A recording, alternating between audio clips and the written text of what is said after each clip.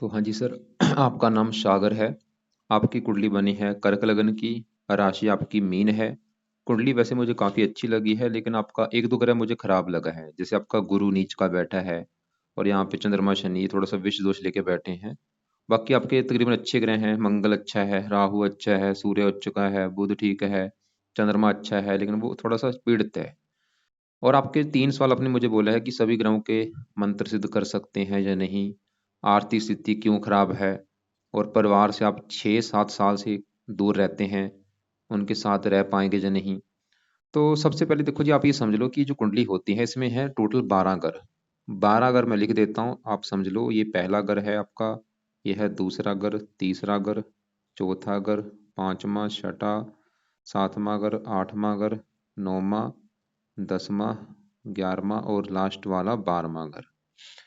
अब ये जो मैंने 12 घर लिखे हैं, इन घरों से आपके जीवन के बारे में कुछ ना कुछ पता किया जाएगा। जैसे कि पहले घर से हम आपका शरीर देखेंगे, हेल्थ देखेंगे, स्वभाव रंग रूप देखेंगे, पर्सनैलिटी देखेंगे। दूसरा घर आपके धन जोड़ने का है। तीसरा घर छोटे भाई बहन। ये चौथा घर आपकी माता, मकान, वाहन का। पांचवा घर बच्चों का। छठा घर शत्रु, रोग, कर्जे का है। सातवां घर आपकी पत्नी का। आठवें घर से आपकी उम्र देखेंगे। नौवें घर से आपका भाग्य देखेंगे। 10वां घर काम काज का है। 11वां घर है लाभ, इच्छा पूर्ति, बड़े भाई बहन। और 12वें घर से आपके खर्चे देखेंगे। मतलब जो कुछ देखना है वो घर देखो। जैसे कि आप अपना सवाल देखो कि आपका सवाल क्या है। पहले आप मेरी दो बातें नोट कर लो। एक तो ये 12 घर जो मैंने बोले हैं, और दूसरा इन 12 घरों से जो कुछ देखा जाएगा वो याद कर लो। और अब आप ये देखो कि आपका सवाल क्या है, वो घर देखो। जैसे कि अगर आपका सवाल है आपके बच्चों को लेके, तो बच्चों का घर है ये पांचवा घर। तो आपके बच्चों के लिए पांचवा घर देखेंगे, और पांचवें घर में नंबर लिखा है 8, जो कि है वृश्चिक राशि, मालक बना मंगल। तो आपके बच्चों के लिए हमें मंगल को देखना पड़ेगा। ऐसे ही अगर आपका सवाल है आपकी माता मकान को लेके, तो चौथा घर है माता मकान का। तो चौथे घर में लिखा है नंबर 7, जो कि तुला राशि, मालक बना शुक्र। तो आपकी माता के लिए शुक्र को देखना पड़ेगा। तो मेरा भाई कहने का मतलब ये है कि जो कुछ देखना है वो घर देखना होगा, और घर का मालिक देखना होगा। अब आपको मोटा मोटा बेसिक जानकारी समझ आ चुकी है। अब बात करते हैं भविष्यवाणी की। भविष्यवाणी में होता क्या है कि जो 9 ग्रह हैं, आप ये समझ लो सभी 9 ग्रहों का जो असर है आपके जीवन के ऊपर हमेशा रहेगा। जो क्योंकि इसमें आपको मैंने भी बोला था कि कुछ ग्रह आपके खराब है। आपकी देखो जी, कुंडली में सबसे बड़े लेवल पे जो ग्रह खराब मुझे लगा है, ये गुरु लगा है, जो कि आपको हमेशा बुरे फल देता रहेगा। जैसे आपके ग्रह अच्छे हैं, आपका मंगल अच्छा है, हमेशा अच्छे फल देगा। लेकिन इन ग्रहों का असर जो है वो कई गुना बढ़ जाता है इनकी दशा आने पर। मतलब ये जो 9 ग्रह होते हैं ये एक्टिवेट कब होते हैं? दशा में। और अभी आपके ऊपर दशा किसकी चली हुई है? वो है शुक्र ग्रह की। शुक्र की चली हुई है बड़ी महादशा, 2004 से चली हुई है। और ये अभी 7वां महीना 24 में, एक दो महीना पड़ा है भाई, खत्म होने वाली है। पिछले 20 साल हो चुके हैं आपके ऊपर शुक्र की चली हुई है दशा। इसका मतलब है कि आपके पिछले 20 सालों से आपके ऊपर जो असर है वो शुक्र का है। तो हम आपके अभी शुक्र को देखेंगे कि वो अच्छा है या बुरा है। बाकी जो थोड़ा सा असर आपके ऊपर केतु का भी है, जिसकी चली है अंतरदशा 5 महीना 23 से 7 महीना 24 में। और एक आपके ऊपर असर शनि की साढ़े सती का भी है।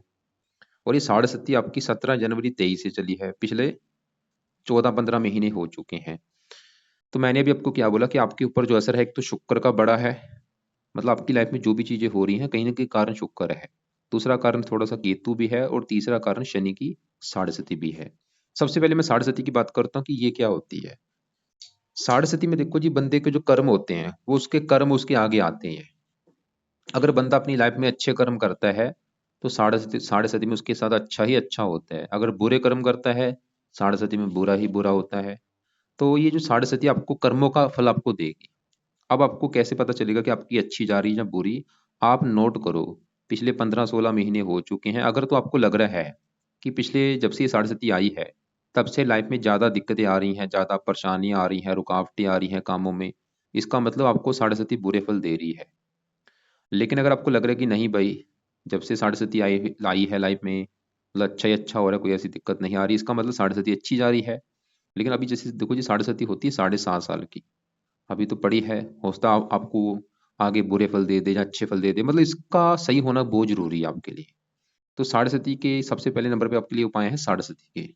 तो क्या उपाय है? पहला जो उपाय है साढ़े से बचने के लिए, वो है आप शनि चालीसा का पाठ रात को पढ़ा करो, या इस पाठ को पढ़ना है या इसकी ऑडियो लगा के सुनना है। और दूसरा उपाय, शनि मंदिर में माथा टेकने जाया करो। तो ये दो उपाय आपने करने हैं। शनि चालीसा रोजाना पढ़ो रात के समय या सुन लिया करो, और शनि मंदिर हर शनिवार को माथा टेक के आओ। और शनि का दान मत करना, खाली शनि के मंदिर में पैसे का माथा टेक दिया करो। जब जाएंगे वहां पे प्रार्थना करना मंदिर में जाके कि आपके मैं मंदिर इसलिए आया हूँ क्योंकि आपकी जो साढ़े है उसका बुरा फल मुझे ना मिले। अब आगे बढ़ते हैं आपके ऊपर जिसकी दशा है बड़ी शुक्र की। सवाल है कि शुक्र है कैसा, अच्छा है या बुरा है? तो शुक्र आपका यहाँ पे बैठा है कुंडली के, देखो जी, कुंडली के 10वें घर में, जो कि मैंने सबसे पहले आपको क्या बोला था कि घरों को रट्टा लगा लो। अब ये जो 10वां घर है, 10वें घर से देखी जाती हैं चार चीजें। 10वां घर एक तो आपके है काम काज का घर, जो भी आप नौकरी या कारोबार बिजनेस करेंगे 10वें घर से देखेंगे। 10वां घर आपके पिता का भी है, पिता कैसा होगा। 10वां घर सरकार का भी है कि सरकार से फायदा होगा या नहीं।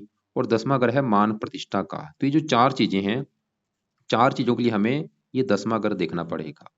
और आपको मैंने एक फार्मूला समझाया था कि घर का मालक देखना है। तो 10वें घर का जो मालक है, 10वें घर में एक लिखा है, एक है मेष राशि, मालक बना मंगल। तो 10वें घर के मालक मंगल को देख के डिसाइड होगा 10वें घर की चीजों के बारे में। और मंगल के अलावा 10वें घर में ये तीन ग्रह बैठे हैं, शुक्र सूर्य बुध, इन तीनों को भी देखना पड़ेगा। मतलब तीन ये, चौथा मंगल, चार ग्रह देखने पड़ेंगे 10वें घर की चीजों को देखने के लिए। 10वें घर की चीजें कौन सी हैं? काम काज, पिता, सरकार और मान प्रतिष्ठा। तो अभी हम सबसे पहले 10वें घर में बैठे शुक्र की बात करेंगे। तो शुक्र आपका देखो जी बैठा है 10वें घर में। 10वें घर में जो एक लिखा है ये है मेष राशि, मंगल का घर है, और शुक्र मंगल को अपना दुश्मन मानता है। शुक्र देखो जी 10वें घर में जहां बैठा है, ये मंगल के घर में दुश्मन के घर में आके बैठा है। और शुक्र के इस कुंडली में अपने दो घर हैं, मतलब बैठा इस घर में है, लेकिन इसके अपने भी घर हैं। अपने कौन से घर हैं? शुक्र एक तो इस घर का मालक है चौथे घर का, और इस 11वें घर का। चौथा घर 11वां घर, इन दोनों घरों का मालक है शुक्र। अब ये जो चौथा घर है ये किसका घर है? ये चौथा घर है आपकी माता का घर। मकान, वाहन, भूमि, जमीन, जायदाद, नौकर चाकर, ये चीजें अगर आपकी देखनी है कि आपकी माता मकान, वाहन, भूमि, जमीन, जायदाद, नौकर चाकर कैसे होंगे, चौथा घर देखा जाएगा। और चौथे घर में सात लिखा है, सात है तुला राशि, मालक शुक्र। तो चौथे घर के मालक शुक्र को देख के डिसाइड होगा। और शुक्र इस 11वें घर का भी मालक है, जहाँ पे दो लिखा है। 11वां घर है आपकी आमदन का, इनकम का, इच्छा पूर्ति का, बड़े भाई बहनों का, लाभ का। ये चीजें 11वें घर से और 11वें घर के माल शुक्र से देखेंगे। तो शुक्र कहाँ बैठा है? 10वें घर में, दुश्मन की राशि में। अब देखो जी मेन सवाल ये है कि शुक्र अच्छा है या बुरा है। तो शुक्र की दृष्टि है एक सातवीं, सातवीं दृष्टि पड़ेगी चौथे घर के ऊपर, जो कि शुक्र का अपना घर है। मतलब शुक्र अपने घर को देख रहा है, अपने घर का करेगा अच्छा। तो शुक्र ये दिखा रहा है कि आपको शुक्र की वजह से आपको माता का सुख अच्छा मिलेगा, मकान का सुख मिलेगा, वाहन का सुख मिलेगा, भूमि जमीन जायदाद, इन चीजों का सुख आपको मिलेगा। और शुक्र 11वें घर का मालक है लाभ आमदन। लाभ चला गया काम काज घर में, काम काज से आपको लाभ होगा, आमदन आपकी अच्छी होगी, इच्छाएं पूरी होंगी। वैसे तो यहाँ पे दुश्मन की राशि है। देखो जी शुक्र है तो अच्छा, लेकिन इसके जो अच्छे फल हैं वो आपको ज्यादा नहीं मिल पाएंगे। मतलब एक लेवल होता है, जैसे आप देखो मान लो दो बंदे हैं अमीर हैं, एक बंदा है बहुत ज्यादा अमीर, एक है कम अमीर, है तो दोनों अमीर। ऐसे शुक्र अगर आपको अच्छे फल देगा, अच्छे फल देगा कम मात्रा में, थोड़े से अच्छे फल देगा। मतलब इसका जो अच्छा फल है वो बिल्कुल कम हो चुका है। जो अभी अच्छे फल मैंने आपको क्या बोले थे कि आपकी माता मकान वाहन के लिए अच्छा है, आमदनी के लिए अच्छा है, इच्छाएं पूरी, लाभ, जो अभी अच्छे फल बोले हैं वो अच्छे फल कम हो चुके हैं। उसका सबसे बड़ा कारण शुक्र आपका अस्त बैठा है, यहाँ पे मृत हो चुका है। अस्त का मतलब क्या होता है? ये सूर्य के साथ बैठा है, और सूर्य के बाद जो ग्रह बैठता है वो मृत हो जाता है, अस्त हो जाता है। और दूसरा कारण शुक्र आपका 29 डिग्री का बैठा है, बुजुर्ग अवस्था में बैठा है, वृद्ध अवस्था में बैठा है, वृद्ध है ऊपर से अस्त बैठा है। इसकी वजह से जो अच्छे फल हैं वो अच्छे फल बिल्कुल कम हो चुके हैं, और हो सकता है वो अच्छे फल आपको मिल भी ना पाए या मिले भी ना। तो शुक्र आपका भाई चौथे घर का मालक है, मकान वाहन भूमि जमीन जायदाद, इन घरों का मालक है। वैसे भी आप प्रैक्टिकल करो, प्रैक्टिकल करके ये देखो कि क्योंकि शुक्र का बड़ा असर, अगर तो आपको लग रहा है कि भाई लाइफ में अच्छा घर है, आपके पास अच्छी गाड़ी वह है, भूमि जमीन जायदाद है, नौकर चाकर है, शुक्र अच्छे फल दे रहा है। और ये क्योंकि आपने मुझे बोला था कि आप पिछले 6-7 साल से घर से दूर हैं, इसका मतलब शुक्र कहीं ना कहीं कारण ये बना हुआ है। तो शुक्र का अगर आप मतलब सही करेंगे, सबसे बड़ा फायदा क्या होगा? माता का सुख नसीब होगा, मकान का सुख मिलेगा, वाहन, भूमि, जमीन, जायदाद, जो आपकी जन्मभूमि है उसका सुख मिलेगा आपको शुक्र को सही करने से। तो शुक्र के लिए एक दो उपाय आप करो। पहला जो उपाय है, आप शुक्र का मंत्र याद किया करो, जो कि सबसे बेस्ट है। ये मंत्र चाहे एक माला, दो माला, जितना आप कर सकते हो करो।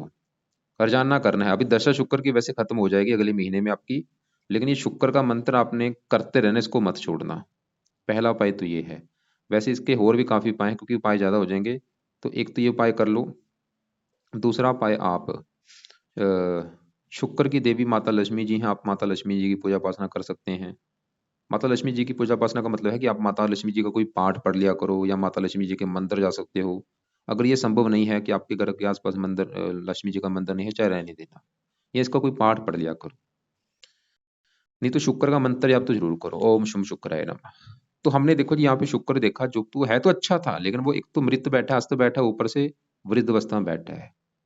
अब इसी घर में देखो जी सूर्य बुध बैठे, इनकी भी बात करते हैं। और सबसे बड़ी बात क्या है कि आपके ऊपर अभी जो शुक्र की दशा खत्म होगी, इसके बाद दशा किसकी आएगी वो आपको मैं दिखाता हूँ। वो सूर्य की दशा चलेगी आपकी।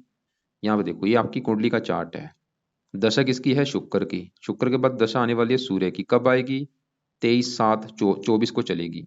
कब तक खत्म होगी? 30 में खत्म होगी। अब सवाल की ये है कि सूर्य की जो दशा आपकी आएगी, ये दशा अच्छी जाएगी या बुरी जाएगी?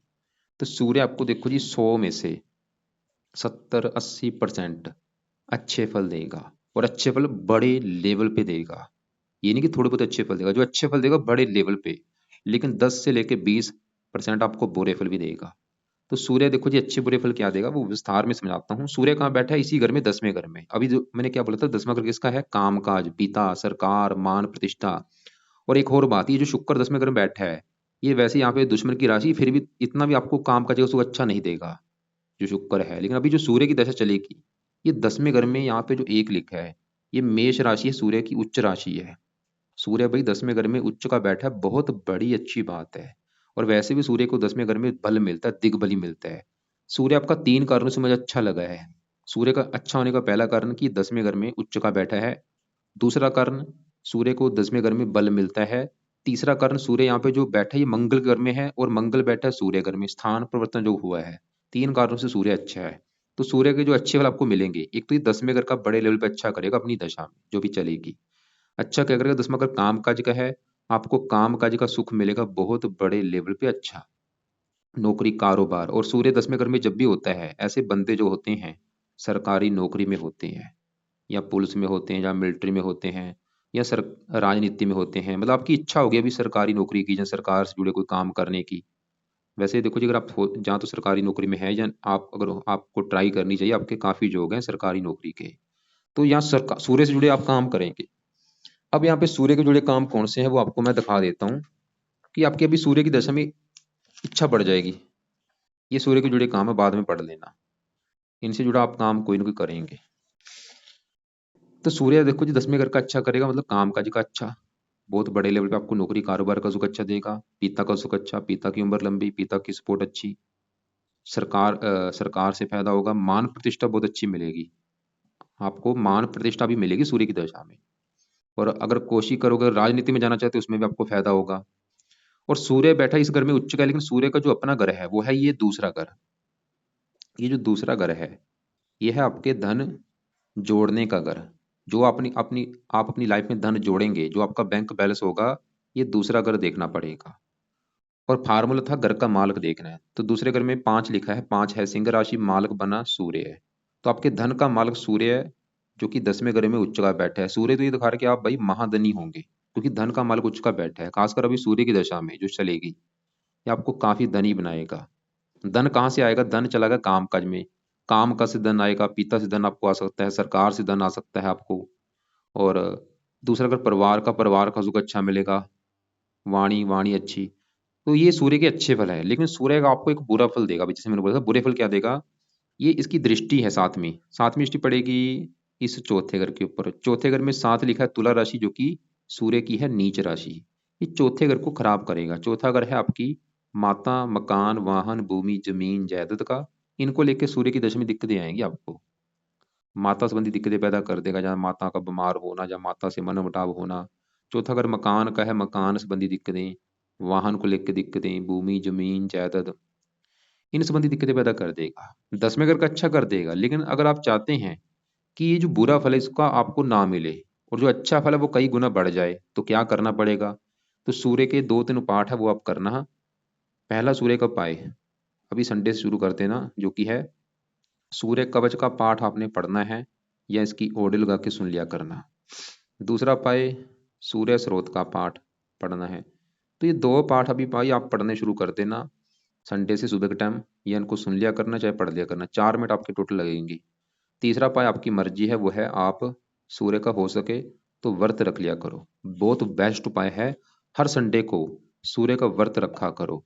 व्रत में क्या करना है, दिन में सिर्फ फल फ्रूट खाना होता है, रात को एक टाइम भोजन करना है, बिना नमक के भोजन करना है। तो ये 3 उपाय अगर आप करते हैं, सूर्य को जल नहीं देना, सूर्य का दान कभी नहीं करना, ये चीज नोट कर लो। तो 3 उपाय आपने करने हैं, सूर्य की दशा अभी जो चलेगी इससे इसका अच्छा फल जो है बढ़ेगा, बुरा फल कम होगा।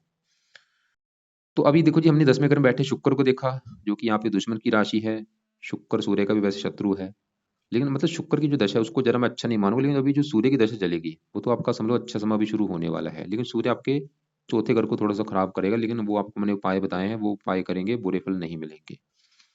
अब इसी घर में बुध बैठा है, बुध वैसे अच्छा है, बुध द्वितीय योग बना है।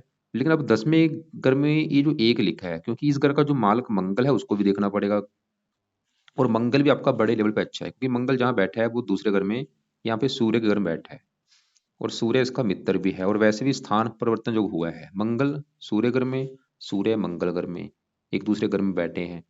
तो मंगल देखो जी 10वें घर का मालक होके दूसरे घर में बैठा है धन के घर में, मतलब 10वां घर काम का से धन, पिता से धन। मंगल भी दिखा रहा है कि काम का से धन मिलेगा, पिता से धन मिलेगा, सरकार से धन आपको मिलेगा। मतलब मंगल दूसरे घर में आपको धनी बनाएगा, धन की कमी नहीं रहेगी आपके पास, आप काफी धनी होंगे। दूसरा घर परिवार का सुख अच्छा। और मंगल का ये 5वां घर भी है, जो कि आपकी संतान का घर है, पढ़ाई का घर है। संतान पढ़ाई के लिए 5वां घर, 5वें घर में 8 लिखा है, जो कि वृश्चिक राशि, मालक बना मंगल। तो इन संतान और पढ़ाई के लिए 5वें घर के मालक मंगल को देखा जाएगा, जो कि बैठा है धन के घर में, मतलब संतान चलेगी धन के घर में।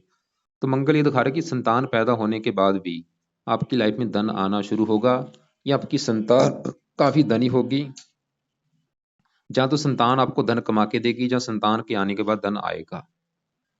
और संतान का सुख अच्छा है, मंगल चौथी दृष्टि से अपने घर को देख भी रहा है, संतान का सुख बहुत अच्छा मिलेगा आपको, पढ़ा लिखा बना देगा, बुद्धिमान बना देगा। तो मंगल भाई आपका योग कारक है, क्योंकि मंगल भी योग कारक है, यहाँ पे सूर्य भी बहुत अच्छा है। अब देखो जी आगे बढ़ते हैं। आपका जैसे कि देखो जी मैंने बार बार रिपीट किया था कि आपका जो ग्रह खराब है ये गुरु खराब है, और गुरु ने आपकी पूरी कुंडली में गड़बड़ कर रखी है भाई। अब इसको मैं विस्तार में समझाता हूँ। तो गुरु देखो जी आपका कहाँ बैठा है कुंडली के 7वें घर में। 7वां घर है आपकी एक तो पत्नी का घर, कि आपकी पत्नी का सुख कैसा होगा, पत्नी कैसी होगी, 7वां घर देखा जाएगा। इसके अलावा 7वां घर आपकी डेली की इनकम का भी है, जो रोजाना की इनकम होती है वो यहाँ से देखेंगे। और साझेदारी में आपको फायदा होगा जो नहीं, वो भी 7वें घर से। तो 3 चीजें 7वें घर से देखेंगे, पत्नी आपकी, डेली की इनकम, और साझेदारी के कामों को। अब ये 3 चीजें देखने के लिए हमें 7वां घर देखना पड़ेगा, और 7वें घर का जो मालक है, 7वें घर में क्या लिखा है 10, जो कि मकर राशि। मकर राशि का मालक कौन है, ये शनि। तो हमें 7वें घर के मालक शनि को देखना पड़ेगा इन 3 चीजों के लिए। और शनि के अलावा 7वें घर में गुरु बैठा है, उसको भी देखा जाएगा। तो कम से कम 2 ग्रह देख के डिसाइड होगा 7वें घर की चीजों के बारे में। तो गुरु की बात करूं, वो 7वें घर में यहाँ पे जो मकर राशि है, मकर राशि में गुरु नीच का हो जाता है। ये जो ग्रह होते हैं देखो जी, इनके अपने भी घर होते हैं, अगर अपने घर में बैठे हैं अच्छे हैं, अपने दोस्त के घर में जाके बैठे हैं फिर भी अच्छे हैं, अगर दुश्मन के घर में बैठे हैं अच्छे फल नहीं देते, अगर ये नीच के बैठे हैं फिर तो बड़े लेवल पे खराब फल देते हैं। तो गुरु इस, जैसे कि देखो जी आपको एग्जाम्पल समझाता हूँ। जैसे कि मेरे घर में मेरा कोई दुश्मन आ जाए, अब मेरा दुश्मन मेरे घर में आके मेरे घर का नुकसान कर देगा, वो घर में मेरा टीवी तोड़ देगा, फ्रिज तोड़ देगा, बेड तोड़ देगा, वो काम यहाँ पे गुरु करेगा 7वें घर में बैठ के। गुरु 7वें घर का कर देगा सत्यानाश। 7वां घर किसका है, पत्नी का। गुरु आपको पत्नी संबंधी दिक्कतें पैदा करेगा कोई ना कोई, या तो पत्नी से आपकी बनेगी नहीं, या पत्नी बीमार होगी, या पत्नी से दूर जाना पड़ेगा, या पत्नी से तलाक करा सकता है, या पत्नी की लाइफ में कोई कष्ट आएगा, या पत्नी बीमार कर दे, मतलब पत्नी संबंधी दिक्कतें पैदा करेगा, जब विवाह में देरी कर देगा। 7वां घर दिल्ली की इनकम का है, दिल्ली की इनकम को लेकर दिक्कतें। सातवां ग्रह है साझेदारी के कामों का। अगर आप पार्टनरशिप में काम करेंगे आपको नुकसान होगा। अब देखो जी, गुरु इस घर में आया है, शनि घर में नीच का बैठा है, लेकिन गुरु के अपने दो घर हैं। कौन से घर हैं? एक तो इस घर का मालक है छठे घर का, और ये नौवें घर का मालक है। नौवें घर से देखा जाएगा आपका भाग्य। अगर आपका भाग्य देखना है, नौवां घर देखना पड़ेगा, और नौवें घर में क्या लिखा है? 12, जो कि मीन राशि। माल कौन बना? गुरु। तो भाग्य आपका गुरु नीच का बैठ है। गुरु मतलब भाग्य पत्नी घर में नीच के बैठा है। पत्नी के द्वारा भाग्य की हानि होगी आपकी। आपकी जो पत्नी वो आपके भाग्य की हानि कर देगी। और भाग गुरु मतलब आपके भाग्य की हानि कर रहा है कि आपका भाग्य पूरी तरह से साथ नहीं देगा। और गुरु छठे घर का भी मालिक है। छठे घर में 9 लिखा है, धनु राशि, मालक गुरु। छठा घर है शत्रु, रोग, कर्जे का। मतलब रोग चला गया पत्नी घर में, शत्रु पत्नी, पत्नी को रोगी बना देगा, जहाँ पत्नी से शत्रु जैसे व्यवहार होंगे। और गुरु देखो जी, वैसे भी 5 घरों का कारक होता है कुंडली में। ये धन का भी कारक है। जैसे आपके दूसरा घर धन का मान लो सूर्य उच्च का बैठा है, वो तो ये दिखा रहा है कि आपको धनी बना देगा। दूसरे घर में मंगल वो अच्छा है, वो भी ये दिखा रहा है कि आपको धनी बना देगा। लेकिन धन का जो दूसरे घर का एक कारक होता है, कारक कौन है? गुरु। वो अच्छा नहीं है आपका। मतलब अगर आपको धन को लेकर दिक्कत आ रही है, ये बड़ा कारण है गुरु। ये धन का भी कारक है, संतान का भी कारक होता है, पुत्र का भी कारक होता है, भाग्य का भी कारक होता है, 10वें घर का भी कारक होता है। मतलब अगर आपने गुरु को सही कर लिया, एक पेन कॉपी लेके लिखो उसमें कि गुरु को सही करने से फायदे क्या होंगे जीवन में। सबसे बड़ा फायदा गुरु को सही करने से पत्नी संबंधी दिक्कतें दूर होंगी, पत्नी का सुख अच्छा मिलेगा, भाग्य साथ देगा। गुरु को सही कर लिया, धन संबंधी दिक्कतें दूर होंगी, संतान का सुख अच्छा, पुत्र का सुख अच्छा, भाग्य का साथ मिलेगा, काम काज का सुख अच्छा मिलेगा, आप बीमारियों से बचेंगे, कर्जे से बचेंगे, कई फायदे होंगे। क्योंकि गुरु छठा घर कर्जे का भी होता है, नीच का बैठा है। तो गुरु को सही कैसे करना है? इसकी जो 26 है, ये पावर होती है, पावर हमने जीरो करनी है। तो गुरु का जो पहला पाय है, इसके 3-4 पाए हैं। पहला पाए, आप सुबह के टाइम गुरु कवच का पाठ पढ़ा करो। दूसरा पाए, गुरु स्रोत का पाठ पढ़ना है। दो पाठ हैं, गुरु कवच का पाठ, गुरु स्रोत का पाठ। गुरु मतलब बृहस्पति कवच का पाठ और बृहस्पति स्रोत का पाठ। सुबह के टाइम इनको पढ़ा करो, चाहे इनकी ऑडियो लगा के सुना करो। तीसरा पाए, गुरु ग्रह का दान करना है। मतलब बृहस्पति ग्रह का दान करो, हर बृहस्पतिवार को इसका दान किया करो। क्या दान है? अलग से आपको मैं वीडियो भेज दूंगा। पीले रंग का वैसे इसका दान होता है, पीले रंग की वस्तुएं लेके बृहस्पतिवार को ये दान कर दिया करो। और इसके अलावा आप इसका व्रत, आपको देखो जी मैंने बोला था कि आप सूर्य का व्रत रख लिया करो। वैसे क्योंकि व्रत फिर दो हो जाएंगे, आपको दिक्कत आएगी, इसका व्रत चाहे रहने दो। तो फिलहाल ये 3 उपाय इसके जरूर करो। और इसके भी इसके मंत्र एक बार पूरे कर लेना। इसके जो मंत्र हैं 19,000 वो पूरे कर ले। आपने मुझे सवाल भी किया था कि मंत्र मैं सभी ग्रहों के कर सकता हूँ। वैसे देखो जी, वारी वारी से मैं आपको अभी बताऊंगा किस किस के आप में मंत्र कर लेना। इसके मंत्र एक बार गुरु के वैसे कर लेना। पीले कपड़े कम पहना करो, पीला दान जरूर किया करो गुरुवार को।